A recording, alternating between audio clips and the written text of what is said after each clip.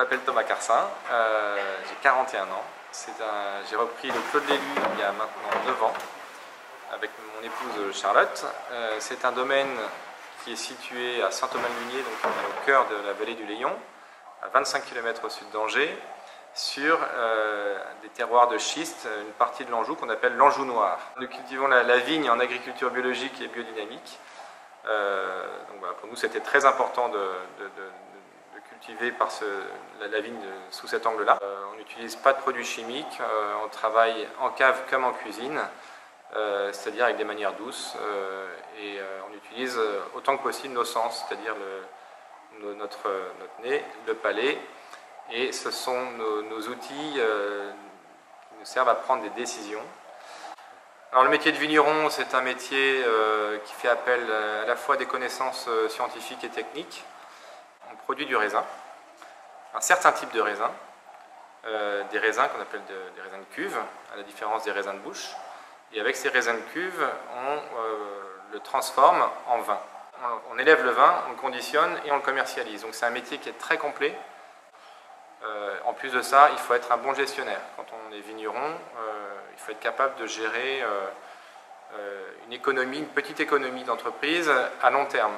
Pour être vigneron, le parcours que j'ai suivi est assez atypique puisque j'ai d'abord fait des études de biologie marine à Brest. Ensuite, j'ai fait une école qui s'appelle l'ISTOM, l'Institut supérieur des techniques d'outre-mer, qui est une école d'ingénieurs qui forme des cadres du développement agricole. Donc mon projet de départ, c'était de travailler en zone chaude, en fait, dans des pays qui avaient besoin de soutien pour développer les agricultures.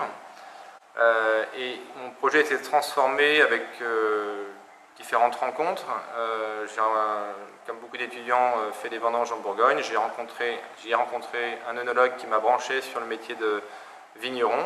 Ça m'a tout de suite passionné et je me suis engouffré dans cette brèche avec ce profil assez original d'ingénieur en agronomie tropicale. C'est étonnant de démarrer par le conseil, mais ça a été mon premier job puisque j'ai travaillé 5 ans comme consultant viticole en Champagne et ensuite 2 ans en Provence. Et ces années de conseil m'ont mis en confiance, m'ont permis d'expérimenter et de découvrir beaucoup de choses. Donc, merci à tous ces vignerons qui m'ont fait confiance pendant ces si nombreuses années. Et à l'issue de ces 7 années de métier de consultant viticole, d'expérience consultant, je me suis senti capable de reprendre un domaine viticole et de le développer. Une dimension humaine également qui est très très importante et enrichissante dans le métier de vigneron puisqu'on côtoie beaucoup de monde, à commencer par les vendangeurs, l'équipe, selon la taille du domaine, on va avoir plusieurs salariés ou pas du tout, si c'est une micro-entreprise, mais il y a toujours une dimension travail d'équipe qui est très enrichissante. On vend des vins qu'on a fait soi-même déjà à des personnes qui recherchent de l'authenticité ou une certaine forme d'originalité dans le produit. Donc ça, c'est un des gros avantages, la multiplicité des rencontres et la diversité des rencontres. Les inconvénients, c'est que c'est un métier qui prend énormément de temps. On est souvent pris le week-end, il y a peu de vacances. Il ne faut pas être avare en effort, en courage, en travail. La dimension de travail est très très prédominante. Une personne curieuse s'épanouira dans ce métier-là puisqu'elle pourra exercer différents types de métiers.